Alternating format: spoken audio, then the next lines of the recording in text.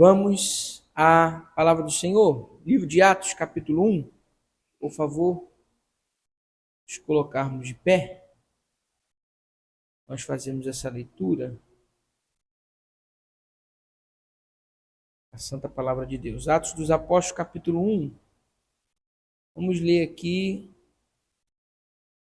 o versículo de número 1. Nós vamos até o versículo de número 11. Do 1 ao 11, se assim Deus nos permitir, hoje a gente vai falar sobre esse tema. Então, Atos dos Apóstolos, capítulo 1, versículo 1 ao 11. Todos encontraram? Digam amém. Está escrito assim: Fiz o primeiro tratado, ó Teófilo, acerca de tudo que Jesus começou, não só a fazer, mas a ensinar.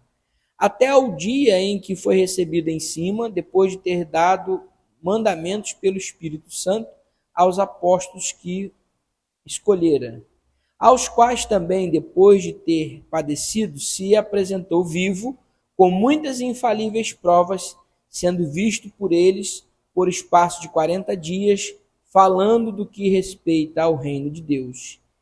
E estando com eles, determinou-lhes que não se ausentassem de Jerusalém, mas que esperassem a promessa do Pai, que, disse ele, de mim ouvistes. Porque, na verdade, João batizou com água, mas vós sereis batizados com o Espírito Santo não muito depois destes dias. Aqueles, pois, que se haviam reunido, perguntaram-lhe, dizendo: Senhor, restaurarás tu neste tempo o reino a Israel? E disse-lhes: Não vos pertence saber os tempos ou as estações que o Pai estabeleceu pelo seu próprio poder, mas recebereis a virtude do Espírito Santo, que há de vir sobre vós, e ser-me-eis testemunhas, tanto em Jerusalém como em toda a Judéia e Samaria, e até os confins da terra. E quando dizia isso, vendo-o eles, foi elevado às alturas, e uma nuvem o recebeu, ocultando-o a seus olhos. E estando com os olhos fitos no céu, enquanto ele subia, eis que junto dele se puseram 2 varões vestidos de branco, os quais lhes disseram: Varões galileus, por que estáis olhando para o céu? Esse Jesus, que dentre vós foi recebido em cima no céu, há de vir, assim como para o céu o vistes ir. Pai, essa é a tua palavra que nós vamos meditar nesta noite. Continua falando nos nossos corações, pois queremos ouvir a tua voz tão somente. Fala conosco, em nome de Jesus. Amém. Deixa eu sentar.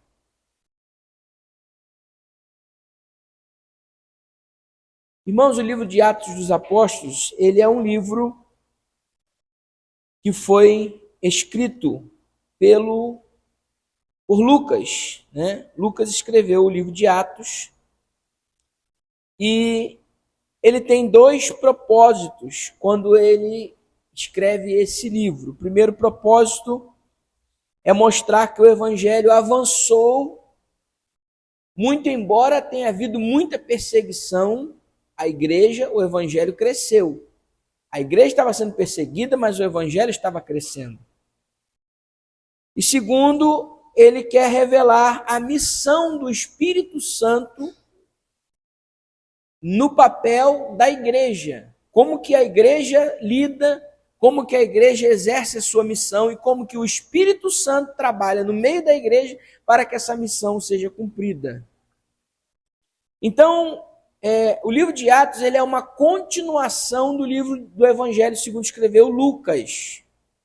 Quando você abre a sua Bíblia em Lucas, né? Lá no Evangelho segundo escreveu Lucas, e você está lendo o Evangelho de Lucas, você termina Lucas e inicia Atos. Por quê? O livro de Atos, ele é a segunda parte do livro de Lucas. E isso está escrito em Atos capítulo 1, no versículo 1, quando Lucas está escrevendo a alguém chamado Teófilo. Ele está dizendo assim: fiz o primeiro tratado, ó Teófilo, acerca de tudo quanto Jesus começou, não só a fazer, mas a ensinar. Então ele está dizendo, eu já escrevi sobre Jesus, agora estou escrevendo sobre os discípulos. Eu vou escrever sobre o que Jesus, primeiro eu digo que Jesus ensinou, fez, agora eu estou falando sobre o que a igreja está dando continuidade ao que ele começou lá atrás. Então o livro de Atos, ele é a segunda parte do livro de Lucas. Quando você lê Lucas, termina Lucas, entra em Atos dos Apóstolos. E a Bíblia diz que, também quando nós vemos o livro de Atos, a história, né, não a Bíblia, a história diz que o livro de Atos ele é um livro que ele seria chamado de Atos do Espírito Santo. A princípio, quando foi se nomear este livro, alguém disse, vamos colocar o nome desse livro de Atos do Espírito Santo. Porque o Espírito Santo é o personagem principal do livro de Atos. Você não encontra outro livro da Bíblia onde o Espírito Santo é mais mencionado, ensinado, falado, pregado e mencionado. O Espírito Santo, ele é o personagem principal de Atos. Parece que é a igreja, mas não é. É o Espírito Santo agindo na igreja como personagem principal. Por exemplo, em Atos capítulo 1, a igreja está esperando o Espírito Santo. Em Atos capítulo 2, a igreja recebe a descida do Espírito Santo, recebe o poder do Espírito Santo. Em Atos capítulo 3, a igreja está aprendendo a lidar com esse poder e acontecem os primeiros milagres. Em Atos capítulo de número 4, nós vemos aqui a manifestação do Espírito Santo na vida da comunidade da igreja, Atos 4 e 5. Em Atos 5, nós vemos o Espírito Santo corrigindo a igreja, na ação de Ananias e Safira, por exemplo. Em Atos capítulo 6, o Espírito Santo está direcionando quem serão os diáconos. Em Atos capítulo 7, o Espírito Santo está ajudando o primeiro Marte a sofrer por amor ao Evangelho. Em Atos capítulo 8, o Espírito Santo está expandindo o Evangelho para Samaria. Em Atos capítulo 9, o Espírito Santo está chamando um missionário e transformando ele, Saulo, em Paulo.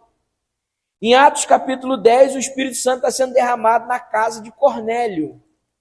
Em Atos capítulo 11, o Espírito Santo está organizando a doutrina através de Pedro. Em Atos capítulo 12, o Espírito Santo está livrando Pedro da prisão e Tiago está sendo assassinado. Em Atos capítulo 13, o Espírito Santo está enviando Paulo e Barnabé. Então, ele é o personagem principal do livro de Atos, é o Espírito Santo. Em Atos capítulo 14, o Espírito Santo está expandindo o Evangelho agora nas partes da Grécia. Em Atos capítulo 15, o Espírito Santo está ajudando a igreja a decidir sobre a questão da circuncisão. Ou seja, é como se o Espírito Santo estivesse direcionando a igreja nas suas reuniões também doutrinárias. Acontece o primeiro concílio da igreja, a primeira reunião doutrinária. Em Atos 16, o Espírito Santo está expandindo o evangelho agora para Trode. Aí ele diz, aparece em visão um homem para Paulo e diz, passa a Macedônia e ajuda-nos. O Espírito Santo está direcionando a obra missionária. Em Atos 17, o Espírito Santo está usando Paulo para falar no Areópago, sobre o Deus desconhecido. Em Atos 18, está voltando para Jerusalém e o Espírito Santo está usando o apóstolo Paulo em Corinto e Apolo, levantando novos obreiros. Atos 19, uma outra viagem missionária. Então, não vou falar sobre todos aqui, mas é só para os irmãos terem uma noção de que todo o livro de Atos dos Apóstolos, todos os capítulos, o Espírito Santo é o personagem principal. Em todos os capítulos. Do capítulo 1 até o capítulo 28 de Atos, o Espírito Santo está sendo como personagem principal, conduzindo todas as cenas, todas as situações, todas as viagens. E aí nós aprendemos uma coisa. É impossível uma igreja crescer, uma igreja se fortalecer, uma igreja ser saudável, uma igreja ser avivada, sem o poder do Espírito Santo. É impossível que nós sejamos crentes fiéis a Jesus, trabalhando na sua obra, militando na sua causa, fazendo o reino crescer, sem que o poder do Espírito Santo flua sobre nossas vidas. É impossível que nós resolvamos os problemas da igreja, a gente se assente para conversar, para reunir, para discutir doutrina, discutir problema, sem que o Espírito Santo seja o personagem principal dessa história. A igreja precisa ser cheia do poder do Espírito Santo. A igreja precisa deixar o Espírito Santo falar. Como em Atos capítulo 13, quando estavam reunidos, a Bíblia diz: e o Espírito Santo disse na igreja de Antioquia, e disse o Espírito Santo: apartai para mim Barnabé e Saulo para a obra que os tenho chamado. O Espírito Santo precisa ter voz e vez na igreja do Senhor Jesus. Por isso que o apóstolo Paulo, escrevendo aos Tessalonicenses, dá uma olhadinha na sua Bíblia aí, por favor. Primeira carta do apóstolo Paulo aos Tessalonicenses, capítulo 5, versículo de número 19. O apóstolo Paulo dá uma recomendação à igreja. Está recomendando a igreja de Tessalônica. O que diz aí?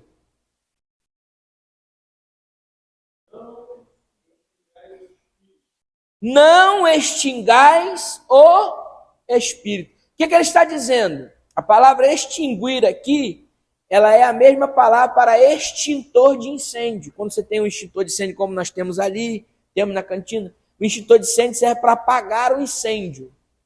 Ele está dizendo, não extingais o Espírito, ou seja, não use o extintor de incêndio espiritual e apague o Espírito. Não apague o Espírito na igreja, não sufoque o Espírito na igreja. Deixa o Espírito de Deus trabalhar no meio da igreja. Deixa que ele fale na igreja, deixa que ele use os seus vasos, deixa que ele use o pastor, deixa que ele use a liderança, deixa que ele use os membros, deixa que ele use a criança, o idoso, o jovem, o adolescente. O Espírito de Deus tem que ter liberdade no vosso meio para trabalhar. Não extingais o Espírito. Porque tem igrejas que apagam o Espírito Santo. Tem obreiros, irmãos, às vezes que são verdadeiros bombeiros espirituais. Eles andam com aquele extintor de incêndio espiritual, sabe? E quando ele pega no microfone, o culto está quente, ele pega o microfone e joga aquele extintor na igreja assim, apaga, apaga. Não, nós não podemos andar com extintor, meus irmãos. Nós temos que andar com um verdadeiro abanador. Aonde nós chegamos é só abanar assim, soprar e deixa o fogo do Espírito pegar. Deixa o Espírito de Deus trabalhar. Nós não podemos apagar o Espírito. Nós não podemos ser crentes frios, sem fervor espiritual. E aonde está o fervor espiritual, pastor? O fervor espiritual não está no tanto de língua estranha que eu falo, tanto de pulo que eu dou. Porque tem irmãos que vão para o céu e nunca falaram em línguas estranhas, e nunca pularam. Isso não quer dizer fervor espiritual. Fervor espiritual quer dizer um caráter transformado pelo Espírito Santo. Quer dizer um crente fiel e leal. Fiel a Deus e leal. Leal, fidelidade aqui, ó. Lealdade é aqui, ó. É entre nós. Fidelidade é para cima, vertical. E lealdade é horizontal, é entre nós, uns aos outros. Relacionamento com Deus, relacionamento com o próximo. O Evangelho está recheado de passagens bíblicas sobre isso. O Evangelho é sobre isso. Se relacionar com Deus e se relacionar com as pessoas. Por isso que a cruz, ela é o símbolo do Evangelho. Ela tem duas varetas. Uma é para cima, a outra é para os lados. O que isso quer dizer, pastor? Quer dizer que nós temos que ter um contato. Ela está firmada na terra, ó, na terra, a cruz na terra. De baixo para cima, de cima para baixo. Mas ela também está para os lados. Isso quer dizer, entre nós temos que haver comunhão. Aí no meio da cruz, quem está no meio da cruz? É Cristo. Então Cristo, ele é o principal, primordial. E nós temos comunhão uns com os outros e comunhão com o céu. A cruz é isso, o evangelho é isso.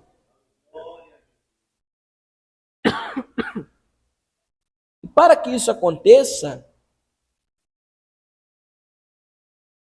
nós precisamos estar e sermos cheios do Espírito Santo. O Espírito Santo não é um espírito comum. Ele não é um espírito que desce num terreiro. Ele não é um espírito humano. Ele não é um espírito de engano. Ele não é um espírito demoníaco que toma conta da pessoa que a pessoa não sabe o que está fazendo. Ah, eu estou cheio de Espírito Santo, eu estou aqui, estou tomado pelo Espírito Santo, não sei nem o que eu estou fazendo. O Espírito Santo não faz isso não, ele não tira os seus sentidos não. Você sabe o que está fazendo. Mesmo quando você está eufórico ali, pulando, saltando, você sabe o que está fazendo. Ninguém tomou você e jogou você para cima, te sacudiu, te rodopiou e te sapateou. Não, isso quem faz somos nós. Mas nós não podemos deixar com que o formalismo... o formalismo, o que é o formalismo? É o excesso de regras, de normas. As normas são mais fortes, as regras são mais fortes que o próprio Espírito de Deus. Não. O formalismo apaga o Espírito. Nós não podemos ser pessoas que ficam sem direção, sem liturgia, sem um norte. Nós temos que ter um norte, sim, uma liturgia. Isso não apaga o Espírito. Mas o formalismo apaga o Espírito. É você dizer, não, aqui não pode dar glória a Deus, aqui não pode dar aleluia. Aqui você tem que sentar, ficar quietinho, sentado, cultuar e ir embora. No máximo, levanta a sua mãozinha assim, chora um pouquinho e vai embora. Não. Aonde há o Espírito de Deus, aí há liberdade. Nós temos que nos sentir à vontade para glorificar ao nome do Senhor. Quem te faz vir à igreja é o Espírito Santo. Quem te faz trabalhar, o Espírito Santo, ele é Deus na sua totalidade. E isso está no livro de Atos. Nós vamos passar pelo capítulo 5, se Deus permitir. E lá nós estamos vendo Pedro falando para Ananias e Safira. Vocês mentiram não para a homem, mas mentiram para Deus, mentiram para o Espírito Santo. O Espírito Santo é Deus. Nós estamos estudando a doutrina da Trindade na Escola Bíblica Dominical. Pai, Filho e Espírito Santo. 3 pessoas, um só Deus. Não são 3 deuses. São 3 pessoas. Pessoas distintas, diferentes. Mas é um só Deus. O Espírito Santo é Deus. Ele manda na igreja. Aleluia. Ele aquece a igreja. Ele recarrega as nossas forças assim. Vai hoje, meu filho. Vai adorar o nome de Jesus hoje. Ele te impulsiona. Ele te orienta. Ele te aquece. Ele te dá força. Quando você está cansado, ele te fortalece. Quando você está triste, ele te alegra. Quando você está para baixo, ele te consola. Ele te levanta, ele te sustenta. Ele te enche de fé para você acreditar. Ele coloca força nas suas pernas para você caminhar. Ele nos reúne nesse lugar, ele manifesta a sua presença e ele fica assim no nosso coração assim, vai dando glória aí, vai dando glória aí, vai dando glória aí. E aí conforme nós vamos glorificando a Deus pelo Espírito Santo, ele manifesta a sua presença no nosso meio. Espírito Santo é o que nos move a adorar a Jesus. O Espírito Santo nos move a orar. Quando nós estamos orando, irmãos, nós sempre oramos ao Pai, em nome do Filho, através do Espírito Santo. Você só consegue dobrar o seu joelho para orar porque o Espírito Santo te leva a orar. Ele intercede por nós com gemidos inexprimíveis, que nós não sabemos orar. Oh, aleluia! Não sabemos como orar. A Bíblia diz, você não sabe orar. Mas o Espírito de Deus, ele pega as tuas orações, as tuas lágrimas, ele transforma em orações e ele leva até o trono do Pai. Você consegue esse acesso através do Filho, mas o Espírito leva as tuas orações ao Pai. O Pai ouve as tuas orações por causa do Espírito Santo. O Espírito Santo nos faz pregar. Você pensa que alguém consegue pregar só porque estudou? Não. O estudo sem o Espírito Santo não é nada. É palha seca. A pessoa fala, e você não sente vida. O estudo sem o Espírito Santo, ele é aquele chiclete que você fica mastigando que já perdeu o açúcar. Aquele negócio ruim. Sabe quando você está masticando um chiclete e perdeu o açúcar, já o chiclete, perdeu o sabor? Fica só aquela massa na sua boca, você fica mastigando aquilo. Tem graça, não tem vida, não tem nada. Gostou da figura, né? De linguagem? Tem nada. Assim é o pregador sem a presença do Espírito Santo. Mas quando nós falamos dentro do poder do Espírito Santo, ele nos impulsiona a falar, ele nos faz lembrar. Aleluia! Jesus nos ensina em João, abra sua Bíblia aí, João, capítulo, deixa eu ver aqui se é o 14 ou 16.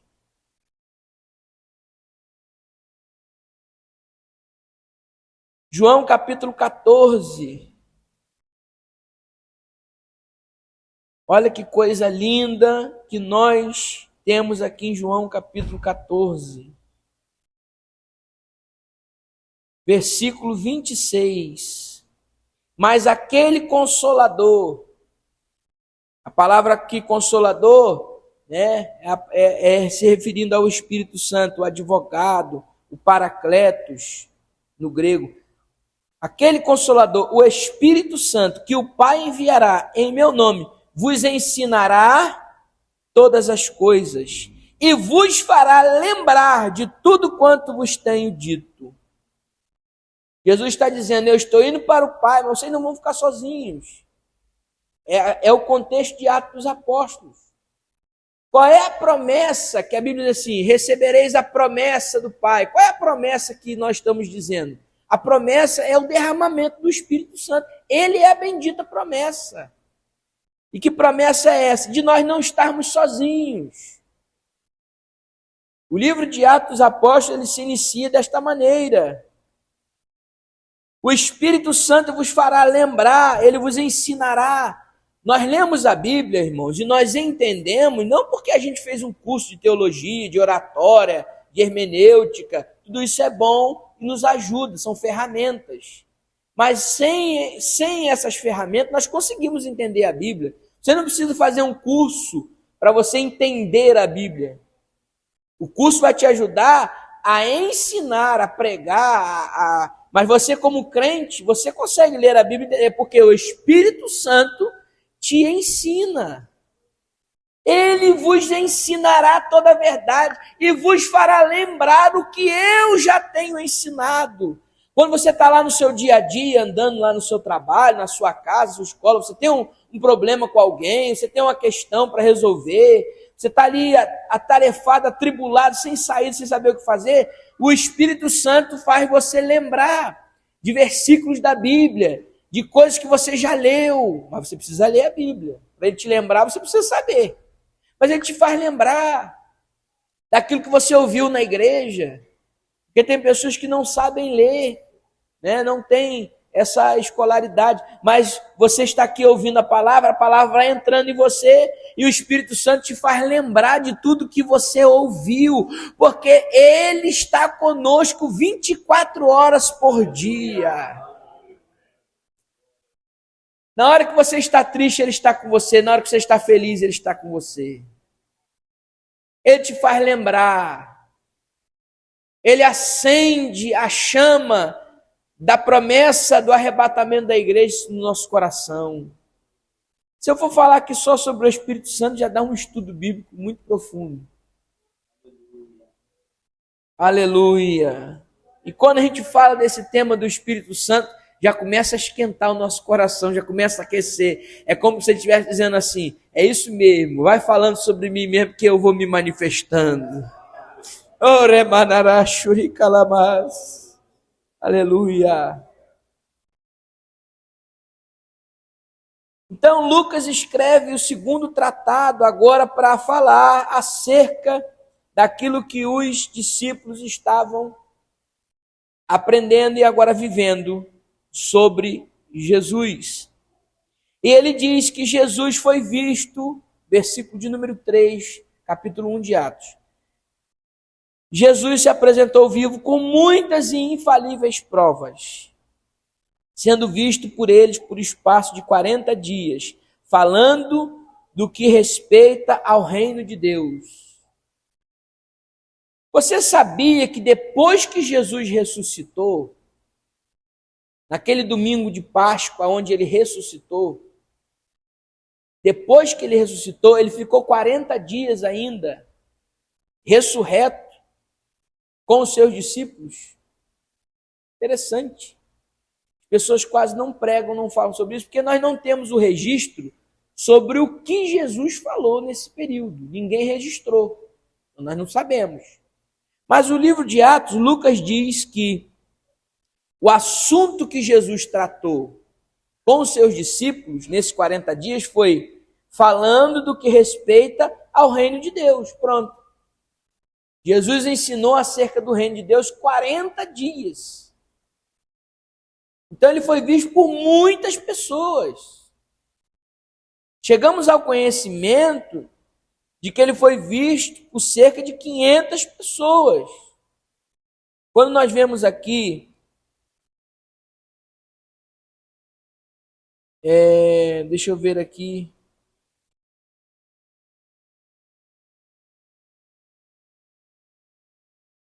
Atos dos Apóstolos, nós vamos voltar um pouquinho, no Evangelho segundo escreveu Lucas.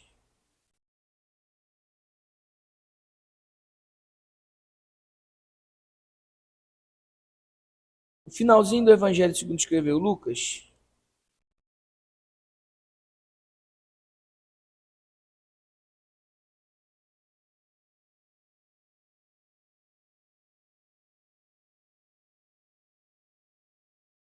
Evangelho segundo escreveu Lucas, capítulo 24,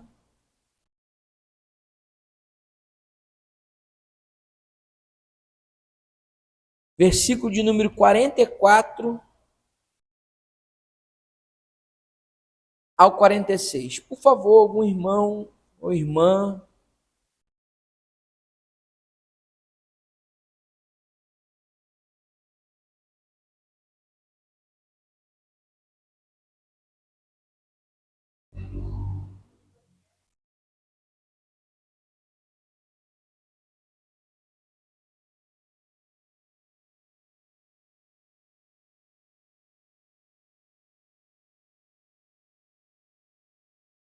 Obrigado. Jesus ensinou o que estava escrito sobre ele na lei de Moisés, nos profetas, nos salmos, e abriu o entendimento dos discípulos para que entendessem e compreendessem as Escrituras. E ensinou a essas pessoas. Então vamos à informação de quantas pessoas tinham quando Jesus apareceu. 1 Coríntios capítulo 15, versículo 6.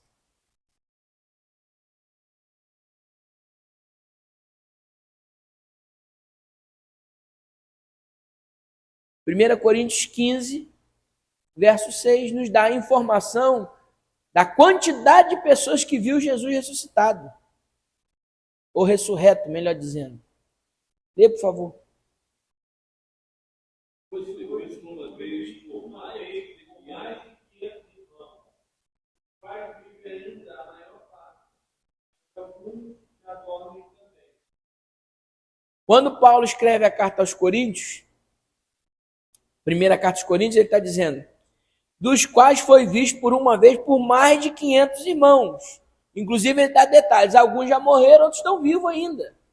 Quer dizer, já haviam se passado alguns anos quando ele escreve essa carta aos Coríntios. Mas ele está dizendo o seguinte, que a ressurreição foi um fato testemunhado, Jesus está vivo e mais de 500 pessoas testemunham isso.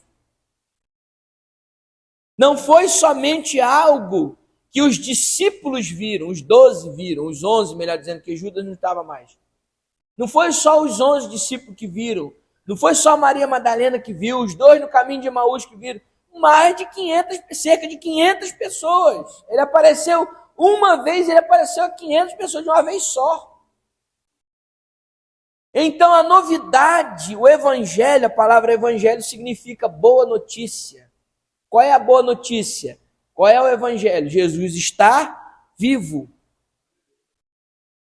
Tentaram dizer que ele não ressuscitou. Tentaram dizer que ele não ressuscitou. E isso está documentado na própria Bíblia Sagrada. Quando nós vemos aqui, na própria Bíblia Sagrada, que alguém chegou a dizer, não, ele não ressuscitou não, e tentaram omitir essa informação. Pagaram, os judeus pagaram, olha que coisa, hein? Pagaram pessoas para dizer que o corpo dele havia sido roubado pelos discípulos. É uma coisa terrível, né, irmãos? Mas aconteceu. Mateus, Evangelho segundo escreveu Mateus. Uma olhadinha na sua Bíblia aí. Acompanha comigo, por favor.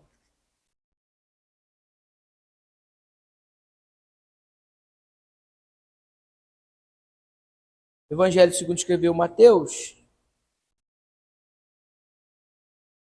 capítulo 28, versículo 11 em diante. Eu vou ler aqui para a gente ganhar tempo. Mateus 28, 11. E quando iam, eis que alguns da guarda, chegando à cidade, anunciaram aos príncipes dos sacerdotes todas as coisas que haviam acontecido. Ou seja, que Jesus já havia ressuscitado. E os congregados com eles, os anciãos, tomando conselho entre si, deram muito dinheiro aos soldados. Ou seja, os soldados que estavam guardando o túmulo, eles viram um anjo. Eles viram um anjo assentado na pedra, eles viram a pedra sendo removida, eles viram a ressurreição, testemunharam. As primeiras testemunhas, soldados romanos. Aí os judeus chamaram os soldados, olha só, deram muito dinheiro aos soldados ordenando, dizei. Ou seja, pagaram para eles contar uma mentira. Vieram de noite os seus discípulos e dormindo nós o furtaram. E se isso chegasse a ser ouvido pelo governador, nós os persuadiremos e vos poremos em segurança. E eles, recebendo dinheiro, fizeram como estavam instruídos e foram e divulgaram esse dito aos judeus até o dia de hoje. Ou seja, pagaram os soldados que viram Jesus ressuscitado para dizer que não, ele não ressuscitou não. Os discípulos vieram aqui à noite e roubaram o corpo dele. Só que, irmãos, aí nós entramos aqui numa área em Atos dos Apóstolos, volta lá em Atos capítulo 1, a partir do versículo 4, guarda essa informação que eu falei aqui, mas aí vamos lá em Atos 1, 4. A Bíblia diz que os discípulos receberam uma instrução de Jesus que não se ausentassem de Jerusalém.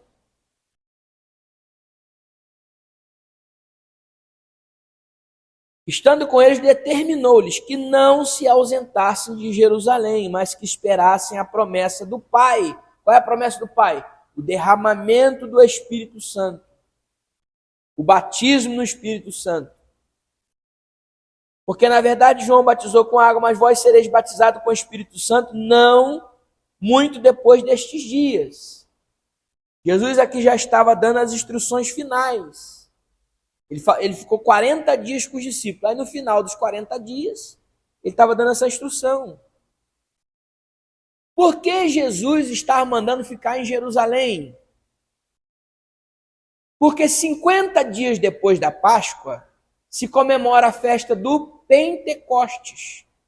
A palavra Pentecostes vem dessa origem da palavra 50, Pentecostes. Festa dos 50. Por quê? 50 dias depois da Páscoa tem uma festa chamada Pentecoste. E essa festa era uma festa que todo judeu do mundo inteiro deveria estar em Jerusalém para participar dessa festa. E Jesus é estratégico. O Espírito Santo desceu em Jerusalém, primeiro, porque a palavra Jerusalém, no hebraico, ela significa lugar de paz. Jerusalém. Lugar de paz. Quer dizer isso? que o Espírito Santo não é derramado onde não há paz. Começa por aí. É simbólico isso. Se você é uma pessoa que vive em guerra, ou que está em guerra, procure a paz. Porque o Espírito de Deus não atua onde há confusão. O apóstolo Paulo, ensinando a carta aos Coríntios, ele diz: Deus não é Deus de confusão, mas sim de paz. Paz. Onde está isso, pastor? Está lá em 1 Coríntios.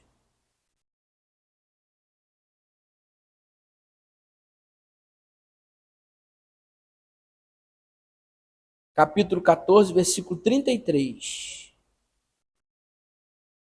Porque Deus não é Deus de confusão, senão de paz, como em todas as igrejas dos santos. Está dizendo, o espírito do profeta é sujeito ao profeta, ou seja, eu tenho domínio sobre mim mesmo. O Espírito Santo não tira meu raciocínio, não tira meu domínio, eu me domino. Se Deus mandar eu falar alguma coisa, eu posso falar, posso não falar, posso esperar para falar. É isso que Paulo está ensinando, o contexto é esse. Aí está dizendo, porque Deus não é Deus de confusão, senão de paz. Igual tem uma história, não sei se é verdade, mas tem uma história que diz que está um determinada igreja aí levantou uma pessoa e disse, eis que eu sou o pai, estou furioso com a minha igreja. Aí levantou um outro no meio, eis que eu sou o filho, digo, calma meu pai. Aí levantou outro e disse, eis que eu sou o Espírito Santo, digo, calma pai, calma filho, não briguem. Isso não é de Deus. Isso é confusão. Isso não vem de Deus. Primeiro que a Trindade não briga. Não existe isso. Deus não briga com ele mesmo. Já começa por aí. Segundo, que Deus não vai falar uma coisa e vai desdizer o que ele está dizendo na igreja. Então, meus irmãos, Deus não é Deus de confusão. Se você quer ter uma vida cheia do Espírito Santo, fuja de contenda, fuja de confusão. Não arrume confusão, não arrume contenda, não arrume discussão. Saia fora disso aí. Porque se você quer ter uma vida cheia do Espírito Santo, você tem que permanecer em Jerusalém. Que Jerusalém é essa? Lugar de paz. O Espírito de Deus é um Espírito pacificador. Aonde há o Espírito de Deus, aí há paz. Na sua casa não pode ter gritaria.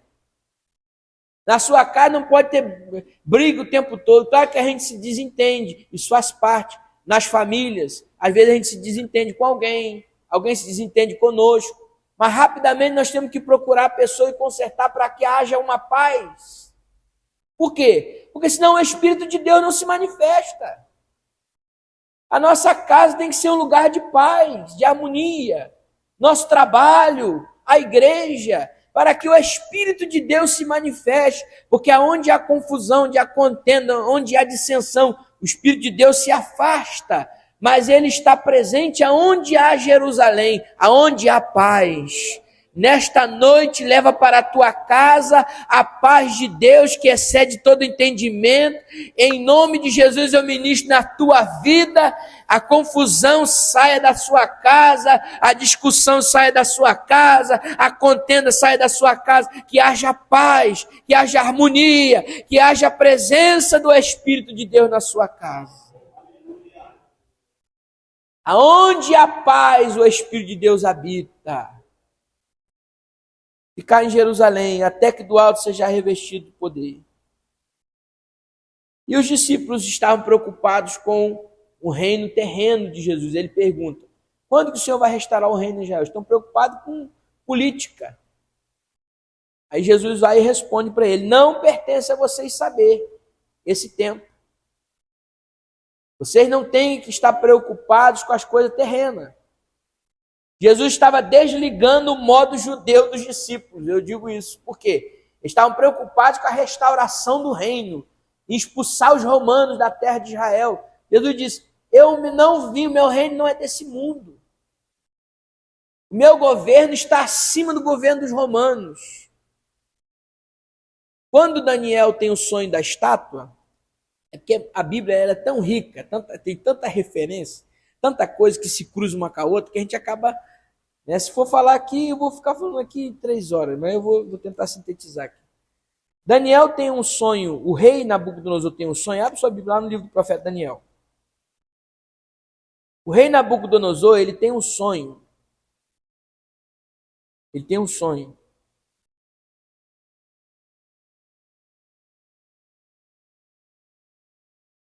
E nesse sonho, ninguém sabe interpretar. Mas Daniel interpreta o sonho para o rei, que é a visão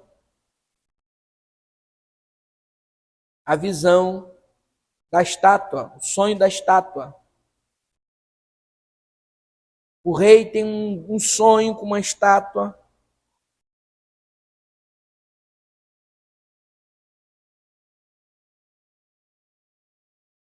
E esse sonho é revelado para Daniel.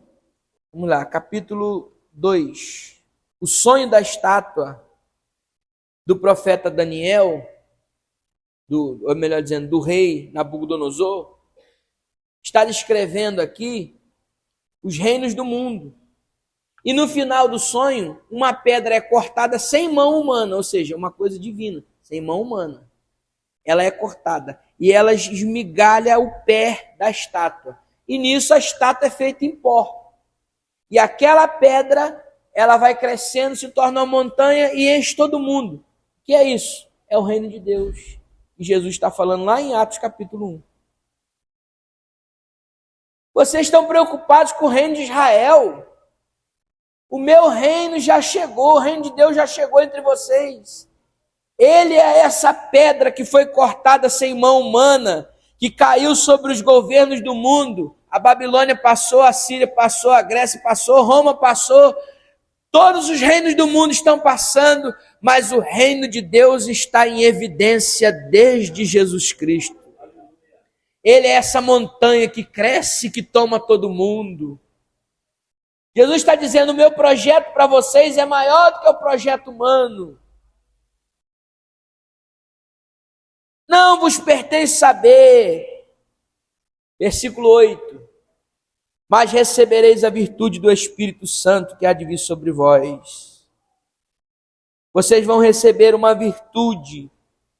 A palavra virtude aqui, no original, ela vem da palavra dinamite. Virtude aqui é poder, a palavra dínamos, que é a palavra dinamite, ou seja, vocês vão receber um poder explosivo. Vocês vão ser, na mão de vocês vai estar um poder que vai explodir com o inferno. Um poder sobrenatural vai vir sobre vocês, uma virtude vai vir sobre vocês. Vai vir uma virtude sobre a vida de vocês. Que virtude é essa? Virtude para curar os enfermos, virtude para expulsar os demônios, virtude para pregar o evangelho, virtude para testemunhar de Cristo. A virtude vem sobre você, o poder dinamítico de Deus vai dinamitar o inferno. Acabou para o diabo, acabou para o inferno, acabou para o demônio, acabou para o mundo. Agora o poder, a virtude está sobre a igreja. Recebereis a virtude do Espírito. Mas a gente recebe virtude para quê? Para ficar parado? Não.